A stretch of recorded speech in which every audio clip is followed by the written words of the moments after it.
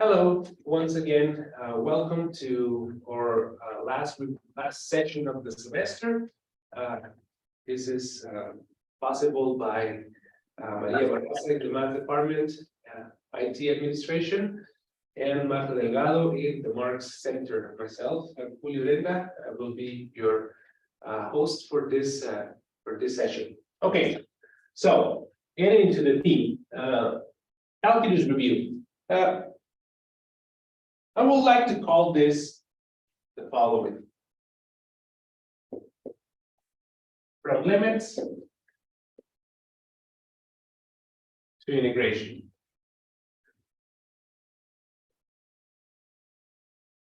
Well, the thing is this, in the regular calculus course, like the one that we have just been going through, there are two main problems that we would like to address.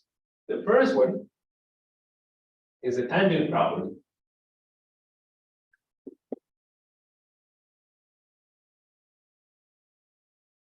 And the second is the area problem.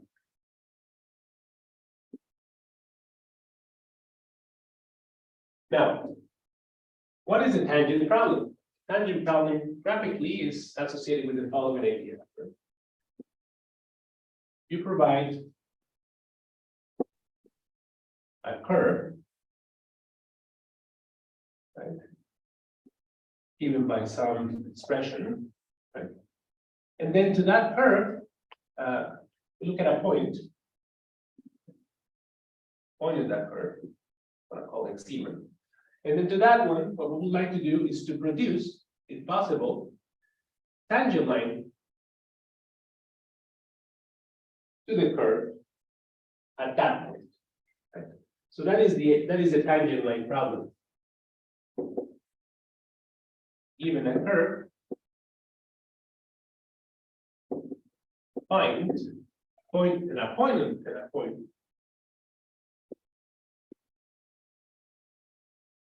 On that curve.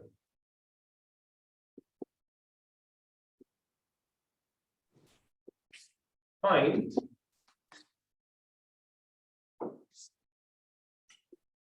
a tangent line to the curve at that point.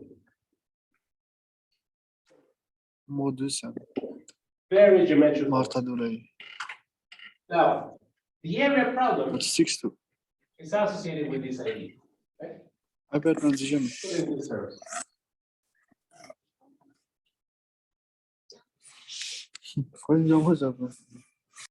You're given a region on a plane, a coordinate plane, which is bounded by some curves.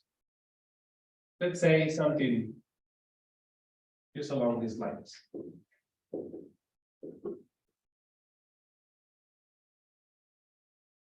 So here I have x equal to A, x equal to B, and then our curve defined in that fashion. So we're interested typically in finding a way to measure this area. Of course, right? Each of these two problems may be resolved by elementary methods whenever we're dealing with curves that are very, very, very basic. For example, lines, right? What's the unique tangent line to a line? Well, it's only that one, right? It's the line itself. With the curve that we have here, maybe, with the region that we have here, maybe reduced to a polygon or something like that, or something that is subject to triangulation, then we can just find the area by doing a series of computations using elementary techniques. But in the general case, what we have is that we need to approximate either the tangent or the area. So these two problems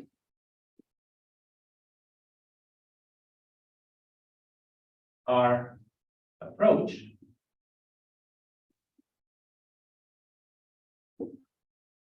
by using approximations.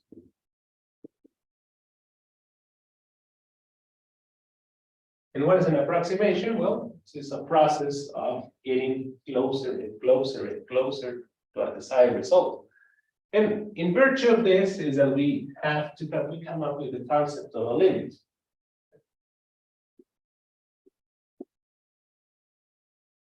The limit of a function, the limit of a function.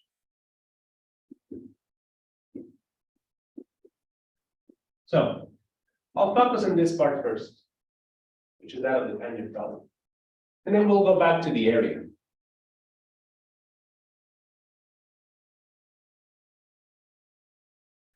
Let me start with an example.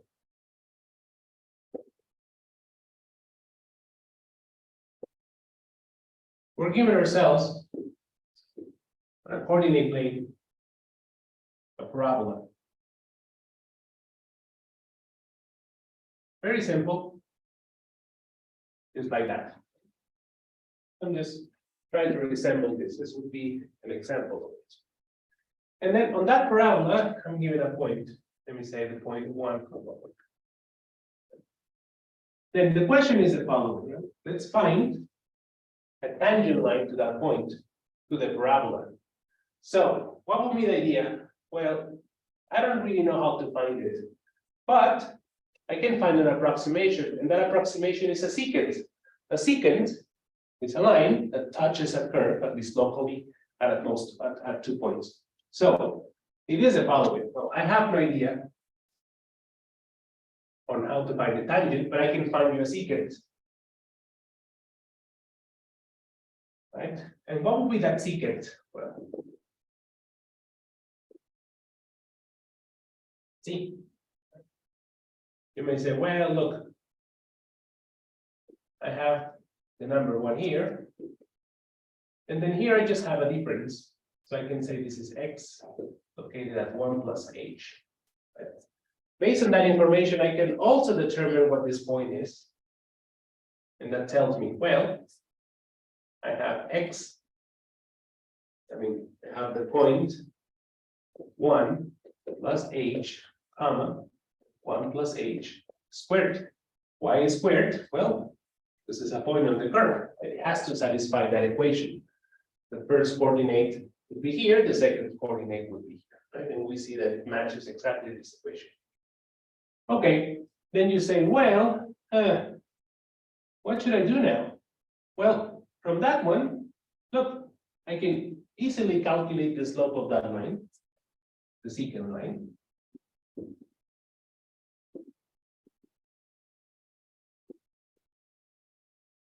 You may say, well, what would be that? Well, that's slope, which I'm going to call m for just a second. It's going to be what? Let me say. Ratio between change in the second coordinate and the first coordinate, which I'm going to label as, for historical reasons, change in y, change in x. But in the context that we have here, this is given by the following. Would be 1 plus h squared minus 1 squared. I want to take it in that particular way. Although it's 1 here, I may identify this point as 1 comma 1 squared. That's fine. Just a matter of expressing things and finding a pattern. So, and for this one, you will have 1 plus h minus 1.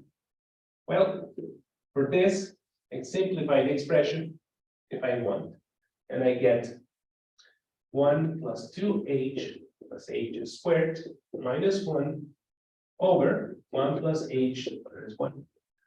Of course, I'm making an implicit assumption here that that h is different from 0, so that I can make sense of this expression. So I really have a secant, right? And the slope is defined.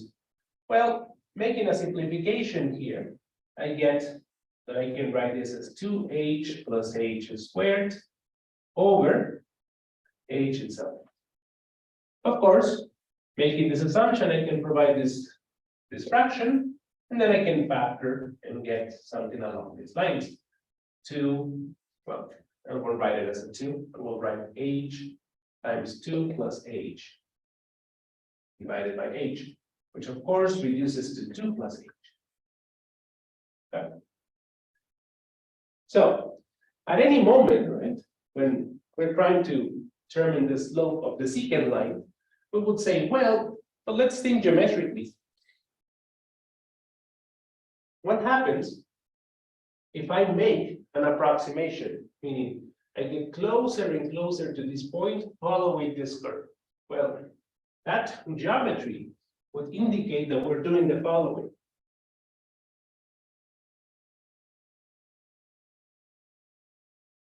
We want to formalize this idea. The slope of the secant line tends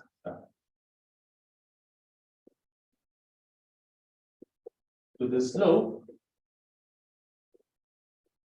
of the tangent line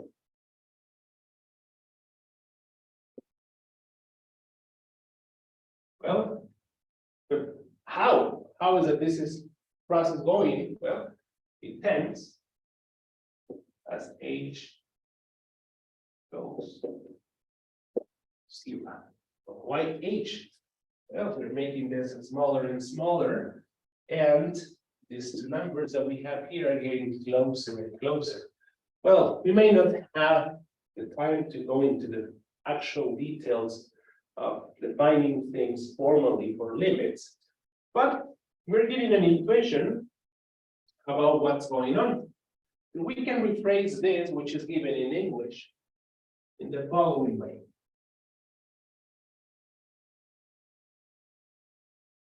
The slope, well, mt, or tangent, is the limit as h goes to zero of this expression. Notice the importance that I always mention that h is different from zero, so that these computations make sense, right? Numerical sense. In terms of this, for the limit, it's irrelevant that the expression that we have here is valid at the limit point. We only care about getting closer and closer to it as we will. But then this one, well, we recognize this as a polynomial. And as a polynomial is continuous. What is a continuous function? A continuous function is the one for which the limit process is preserved. In other words, this is nothing else but the actual evaluation at the limit. And then you may say, well, what do we get from that? Well, we get the tangent, the slope of the tangent line. And what is this? That is that mt is 2. And 1, 1 is a point on that line.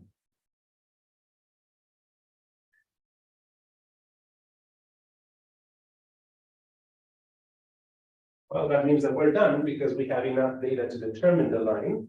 We would write it in this fashion as y minus 1 equal to 2 times x minus 1.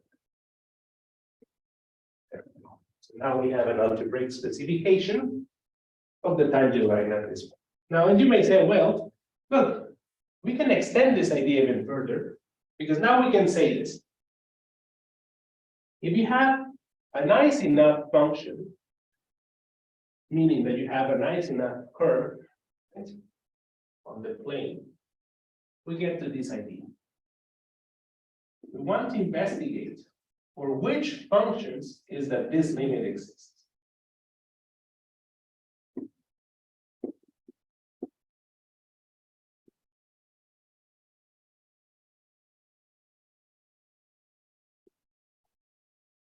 We give it a name.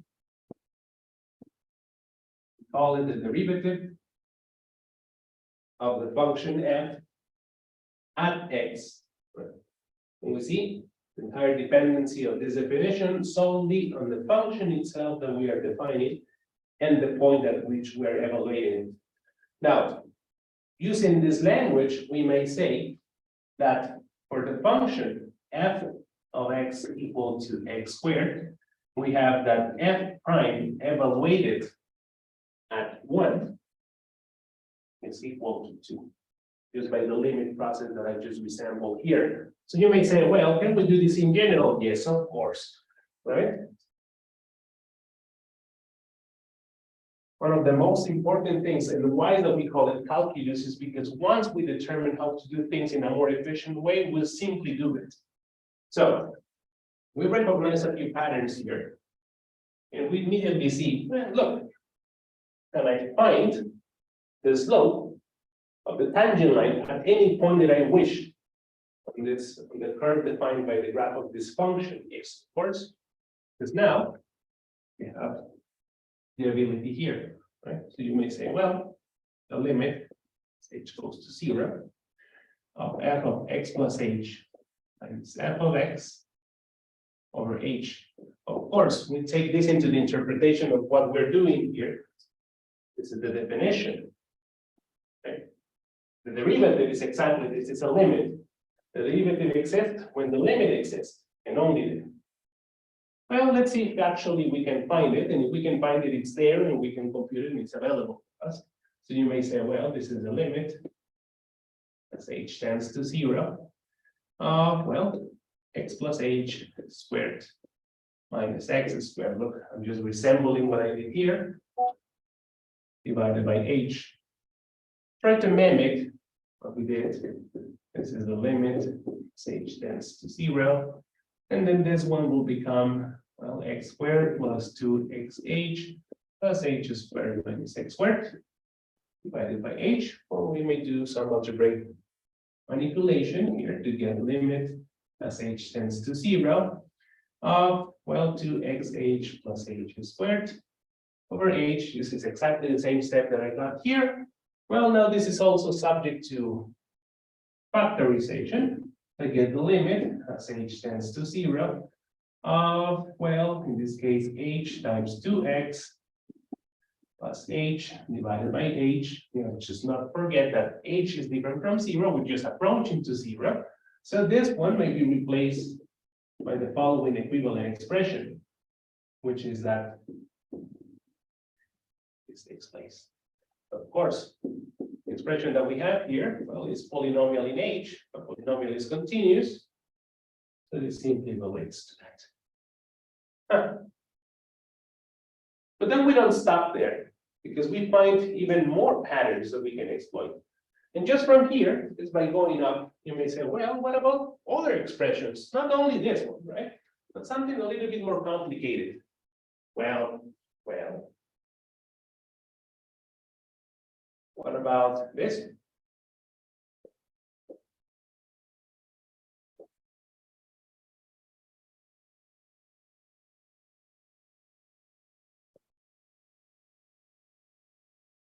You may say, well, actually, it's not so difficult. It's pretty much the same thing. Now, you see, at this point, we don't even have to rely on the geometrical intuition. We would say explicitly, let's find the derivative of that function at any given point. We'll do exactly the same thing.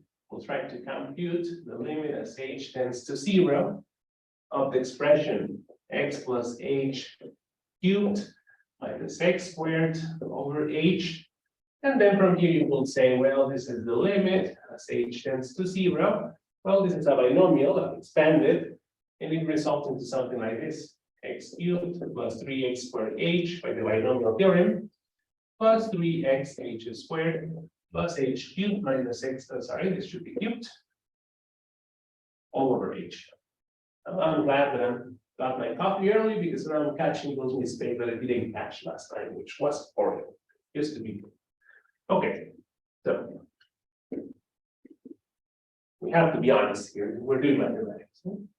So this may go away if you want to think in these terms. I can factor an h, and this simply reduces to 3x squared plus h, I'm sorry, plus 3xh plus h squared, right? After factorization and reduction. And then boom. This is a polynomial in h, actually a quadratic polynomial in h. You actually make the evaluation as polynomials are continuous, respect the limits, and we obtain this. But then we keep going in this direction, immediately they recognize that there are things that there seems to be a pattern here. And you may say, well, let us expand it just one time and then we'll see what happens in general, right? Just to have it available. You may say, well, it seems like in the computation of this, I need access to the coefficients of these binomials. Well, there's an easy way to obtain those coefficients. You use the Pascal's triangle. So you have 1, 1, 1, 1, 2, 1, 1, 3, 3, 1, 1, 4, 6, 4, 1. Why is that I'm building this? Well, because I want to compute this.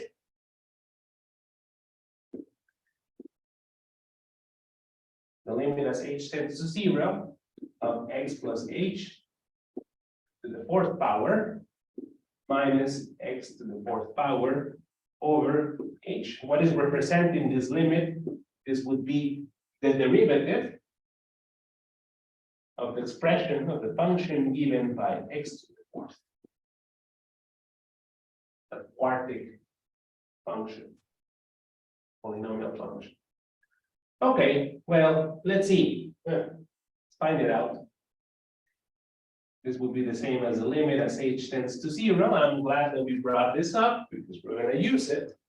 And it says x to the 4th plus 4 x cubed h plus 4 x squared h squared plus, oh no, sorry, this shouldn't be 4, this should be 6 plus 4x h cubed plus h to the 4 minus x to the 4th power, all divided by h.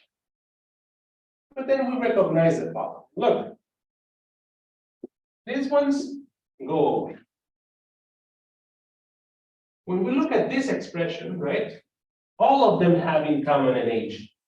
In fact, after we perform the division, the only one that survives is this, in terms of, well, actually, this is the only one that doesn't contain an h anymore in one of its factors. So this becomes the limit as h tends to 0 of 4x cubed plus 6x squared h plus 4x h second plus h third. Essentially, we're dropping the degree of the h by 1 in each of these terms that we have here, right? Which is exactly what happened here, which is exactly the same that happened here. I mean, this is too much to be a coincidence. When we evaluate this, we'll find that this is 4x cubed. I mean, this is too much evidence. There should be a correlation here between, well, the derivatives of this and what we obtain. Now, whenever we find those things, we would say, well, look, now you have at your disposal the following mechanism. You may say, for n, a positive integer,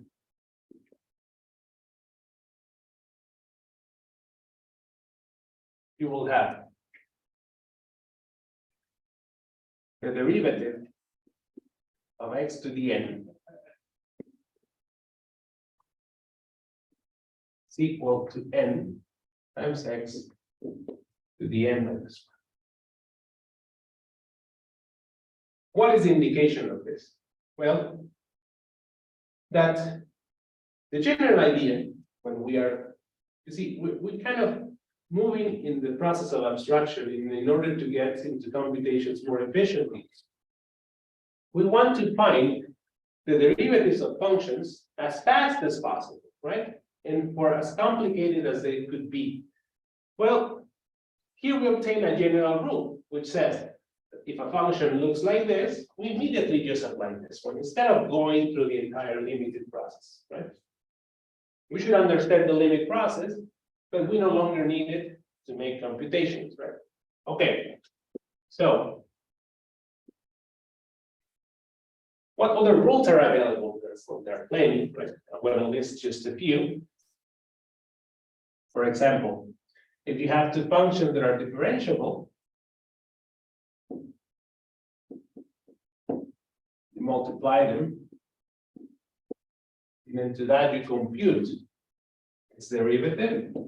Well, it's easy, it's not so difficult to express the derivative of the product in terms of the derivatives of the factors here. In other words, not so difficult to show that in fact this is the case.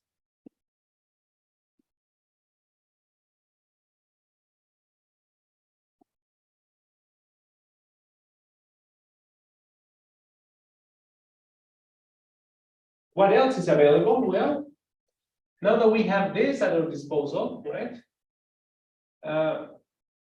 We may also demonstrate that if you have two functions which are differentiable, meaning that they have derivatives at that particular point, right? This process of finding derivatives is linear, meaning it respects the sum in this case.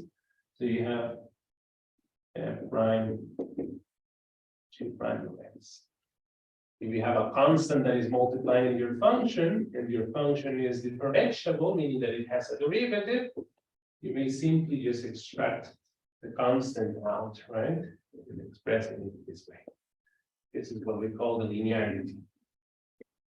Linearity of the derivative operator. It operates on functions, right? On certain types of functions. But just from this observation, we see the following. Well,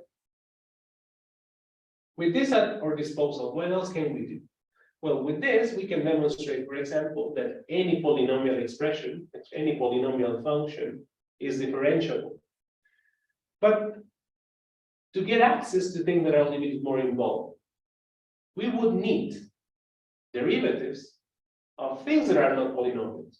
So for example, this, right? You may say, well, I have a function that looks like this.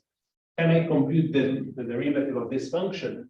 I say, yes, of course, you can do it through the entire process, finding the limits, doing crazy stuff.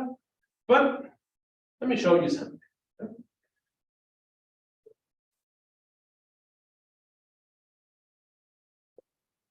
If I define g of x equal to x squared for x positive, then f of x positive is the inverse of g. And what will be the use of that? Look, if I make a composition of these two functions, just like this, f composed with g, subject to the domain restrictions, this is x. The same if I do this. This is for all positive. Well, after this, you say, well, look, I know how to find the derivative of this. The problem is that I don't know how to find the derivative of a composition. So with this, it comes perhaps the most useful rule associated with taking derivatives, the chain rule.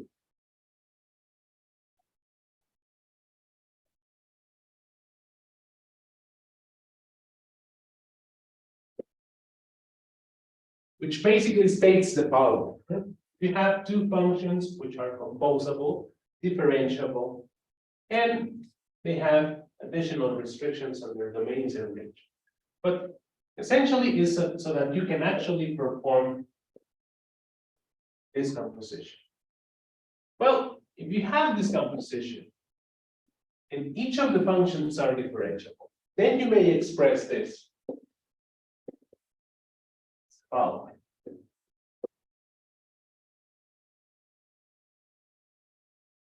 Of course, with certain restrictions. But what would be the use of that? Look, now, with the chain rule, we would have access to the derivatives of other functions. For example, this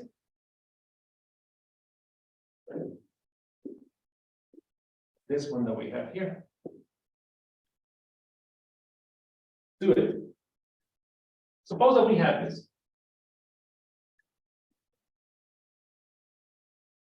You have g of x is equal to x squared.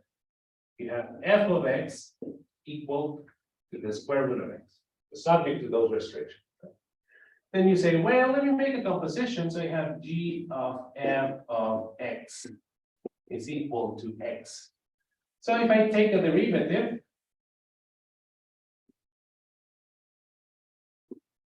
it will be exactly the same as the derivative of that, right? But then, well, this is a composition, so I observe that it follows the chain rule. So this would be g prime evaluated as f of x times f prime of x, the derivative. And that would be equal, well, to what? 1. By being 1, I know that this expression that I have here, well, these two numbers cannot be 0. So I can perform the division. That's why it's important that we have certain restrictions on the domain so that the actual inverse is there available for us to do the work. But then I can say this, f prime at x is equal to 1 over g prime at f of x. But then, well, let's interpret what we have here. Look, I have no idea what f prime of this is, but I know that g prime of x is to x. Computed it the hard way.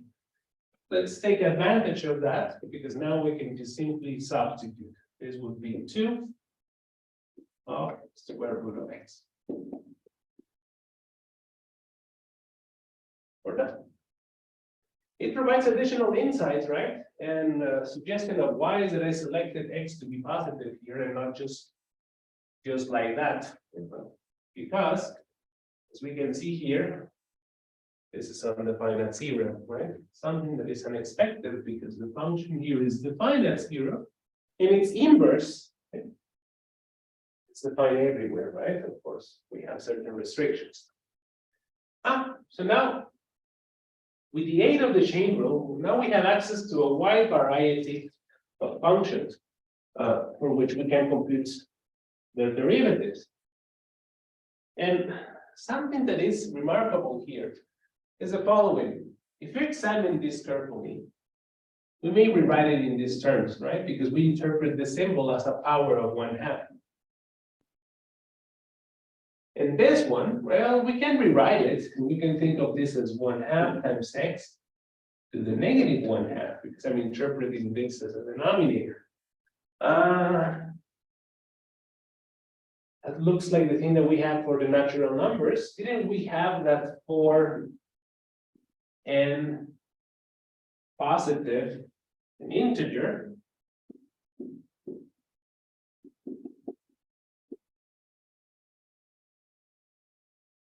We have that the derivative of the expression x to the n is equal to n times x to the n minus 1. Well, you see, this equation also holds for this case. For this one, which we can interpret as x to the 1/2. In fact, it holds for every rational.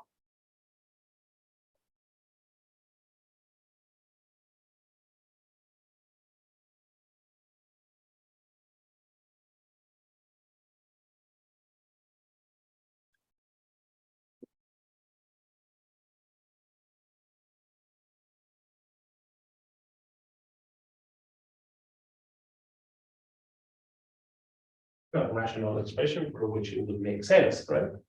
So,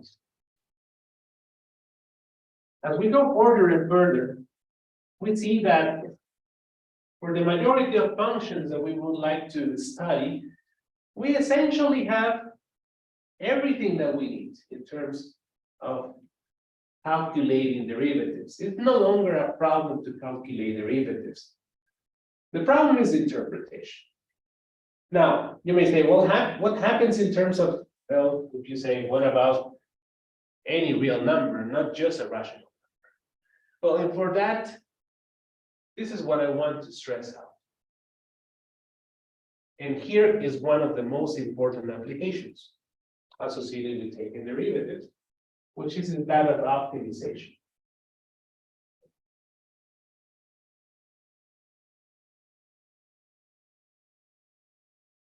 And for that, I like to answer the following question.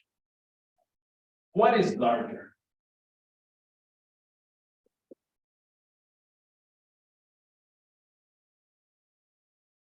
E to the pi or pi to the e. Now we have already covered enough material to be able to answer this question because we know what E is. We provided the formal definition based on integrals associated with a logarithmic function. And well, we also mentioned that there's a fundamental relation that places together the area problem with the tangent line problem. Two seemingly distinct situations are connected by the fundamental theorem of calculus.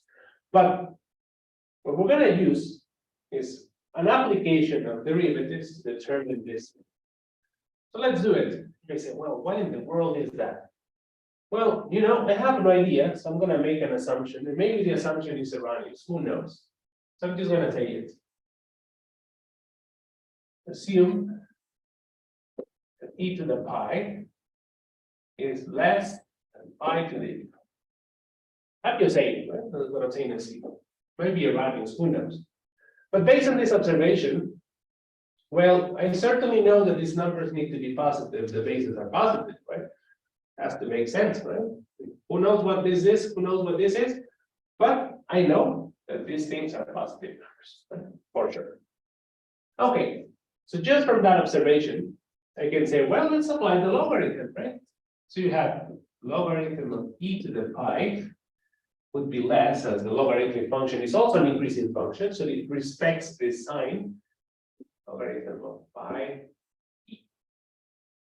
Okay, well, let's play with this around.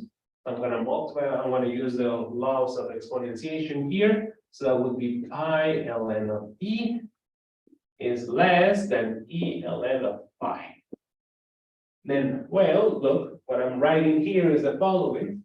I'm stating that the logarithm of e over e is less, cross multiplying here, logarithm of pi over pi. So making this assumption is equivalent to making this assumption. But then look at this thing. What I have here, it's too, I mean, the pattern is kind of yelling at us that we should study this function. What is the behavior?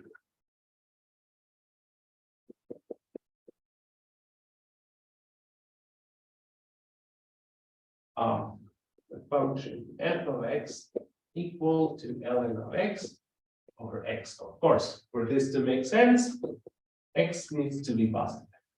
No problem with that. Well, let's see, because one of the things that we learn is that we may express this just as ln of x times x to the negative 1. Right? Well, then from here, the thing is this, the derivative also provides a measure of whether the function is locally increasing or decreasing at a certain point. Why is that? Because, well, we look at the tangent line, right? We evaluate the function looks like this, the slope looks like that, the slope is positive, that means that the function is increasing. If the function looks like that, well, we evaluate the derivative at a certain point, we look at that around this point, well, the derivative is, I mean, the tangent line has a negative slope, so it is decreasing. I mean, there's a much more powerful theory that actually sets these facts, but I'm just giving you some geometrical intuition of what's going on here. Well, so essentially what we want to do is to determine the increasing, decreasing behavior of this function to see if maybe we can find a point where the function reaches a maximum or a minimum, and maybe we can determine whether this is true or not, because at this point it's just an assumption. Okay, so let's do the following. Let me take the derivative. Use the product rule. The product rule, product of two functions. Well, that would be ln of x prime times x to the negative 1 plus ln of x times, well, x to the negative 1, right? So we learned that the derivative of this is 1 over x, and this one is just x to the negative. What about this one? Well, we may write it in this fashion as plus ln of x times negative 1 times x to the negative 2, right? Following that power rule that we just learned. Well, not that we just learned, we just overused.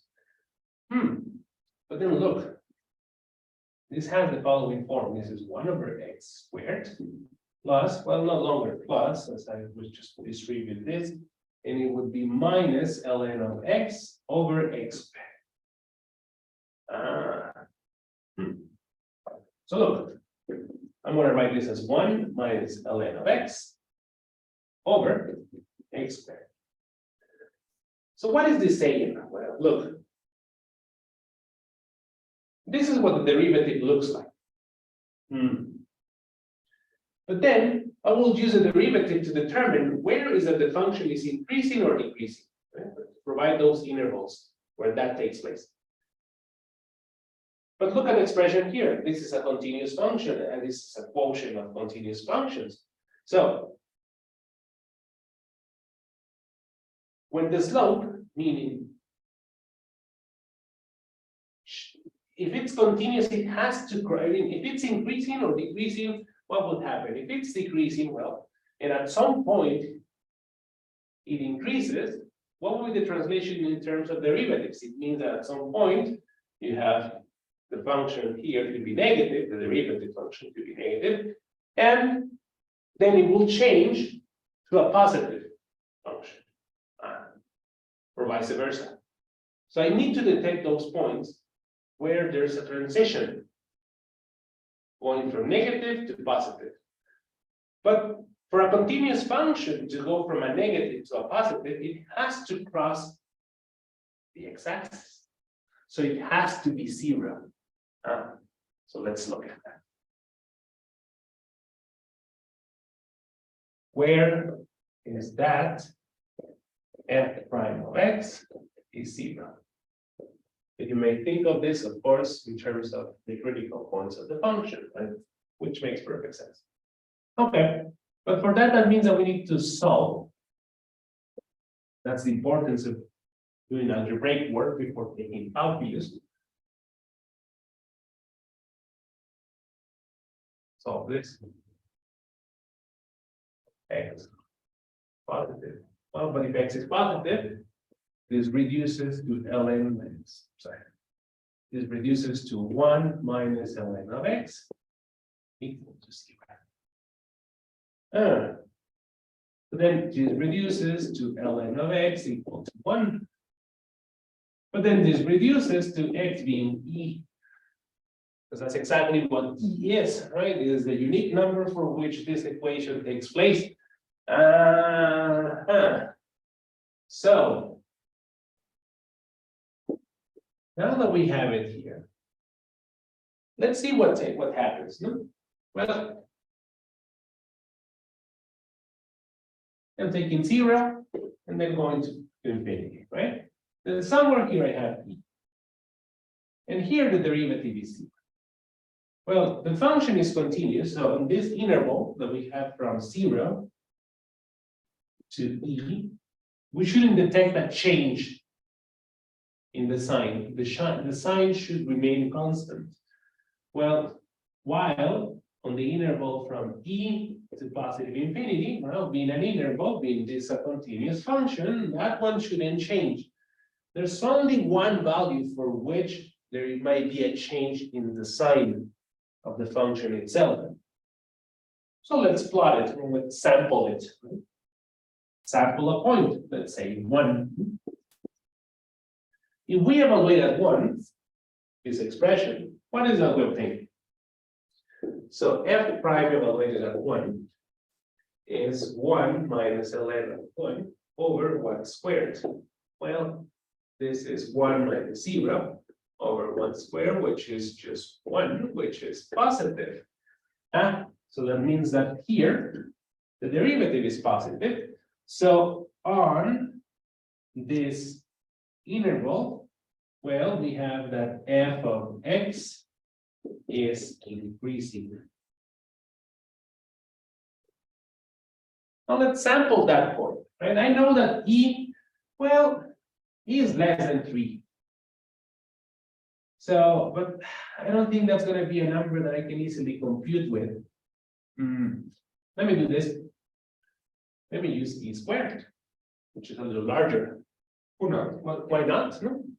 Let me evaluate f prime at e squared. So that's e squared minus ln of e squared. Now you see why I had to make that choice.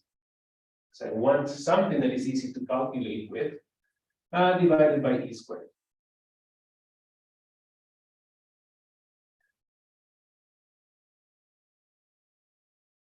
Right? I'm sorry, one. Let me be precise. Sorry for mistake. Didn't evaluate it correctly. Oh well, but once we have that, look, this becomes 1 minus 2 times ln of e over e squared, which is 1 minus 2 over e squared, which is negative 1 over e squared. E squared is positive. This one is negative. Okay, so this number is negative. That means that on this interval, the derivative is negative, meaning that the function is decreasing. The original. And if it's decreasing, well, look, I'm just gonna do some hand waving. You move up, up, up, up, up. Then you hit a point and you start going down. Well, that means that you reach a local maximum, but that should be the only maximum. There's only one. So that will be the maximum. So what is that we say here? Then, I'm going to write it here. In fact, I'm going to write it here.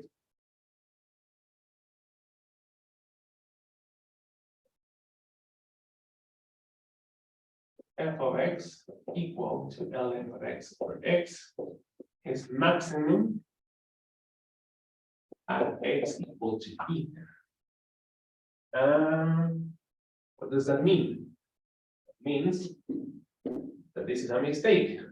That means that this is a mistake, which means that e to the pi is greater or equal than pi to the e. It's not so difficult also to think to make a separation of these two by maybe making an approximation of these functions here. But we arrived to that conclusion. That is the one that holds. This is perhaps the most important application that we covered during the course in terms of derivatives. Using derivatives to optimize, to find the largest or the smallest value of a certain function. So let me wrap it up. Because so far I've been just talking about derivatives, but then one of the things that is the most relevant is the connection between the area problem and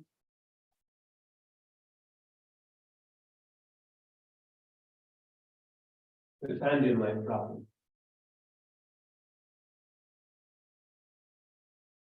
And they're related in this fashion.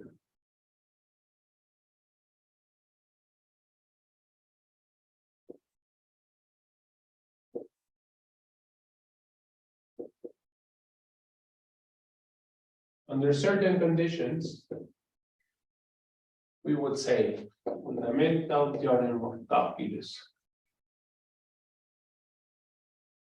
When you take the definite integral, meaning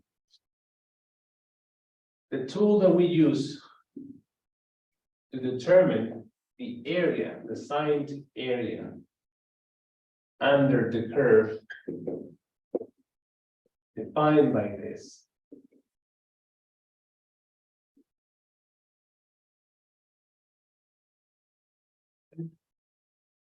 These two are connected by the notion of antiderivatives, meaning that this is nothing else. This. You may say, well, wait a second, we need to decide a few things. Where f is an anti-derivative or a primitive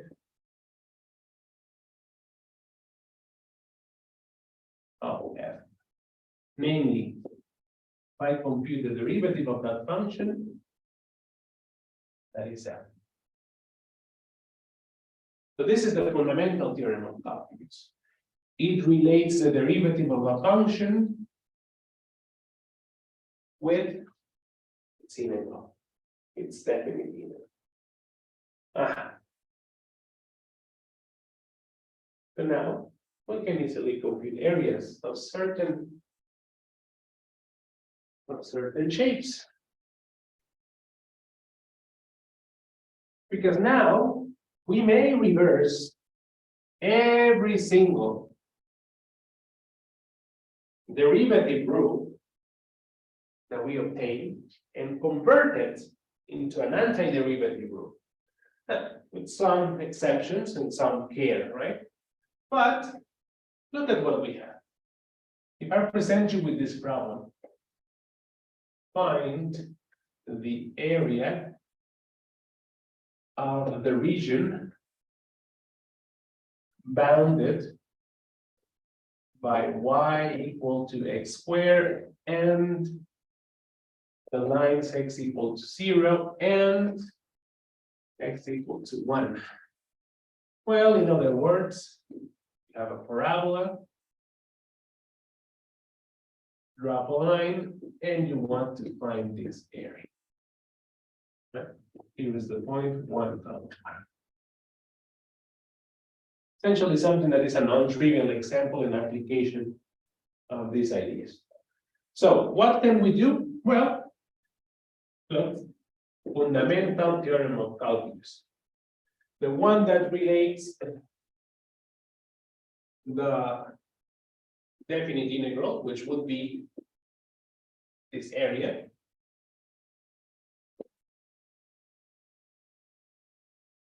with an antiderivative of this function. But what would be an antiderivative of that? Well, not so difficult to see that if I take the derivative of an expression that looks like this,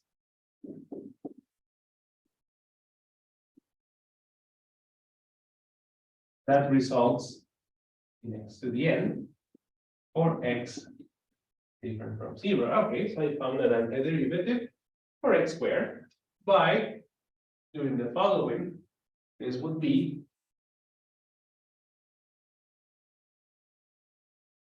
1 cubed over 3 minus 0 cubed over 3. Why? Well, that would be 6. Well, x cubed over 3 is an antiderivative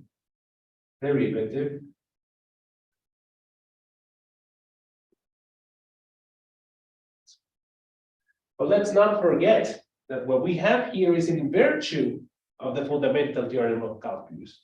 not because we define it in this fashion, right? It's because what we have here is an interpretation of area. And what we have here, well, is the idea behind derivatives. So we'll proceed in this fashion. And then we find out that, yeah, it's area third. So if you want a curious application, imagine that you have a square cake, right? And you want to distribute it among 3 people, right? You may say, well, there are various ways of doing it to make it uniform, right? You can cut it in this fashion. Everyone will get 1/3. Or you can cut it like this. Using a parabola, and then you get 1/3 here and 1/3 here. Well, that means that the remaining one will be 1/3. And everyone gets exactly the same amount of cake. If you want to take it that way. So,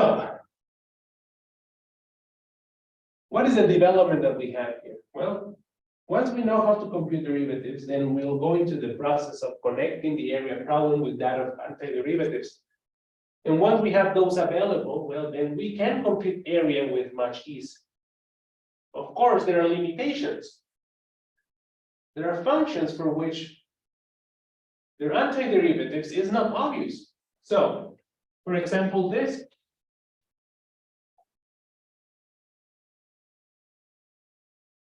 If I ask you, well, what is an antiderivative, because there are multiple.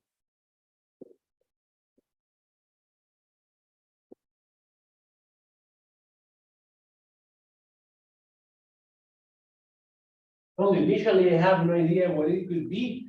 Actually, this is something that we find by examining trigonometric functions. And then we'll see, for example, that if I take tangent of arc tangent of x, well, that should be x, of course, restricted to certain domains, right? But then I would say, in virtue of the chain rule, well, that tangent prime evaluated at the arc tangent of x times arc tangent of x prime is equal to 1, then arc tangent prime of x is equal to 1 over, well, secant squared of the arc tangent of x.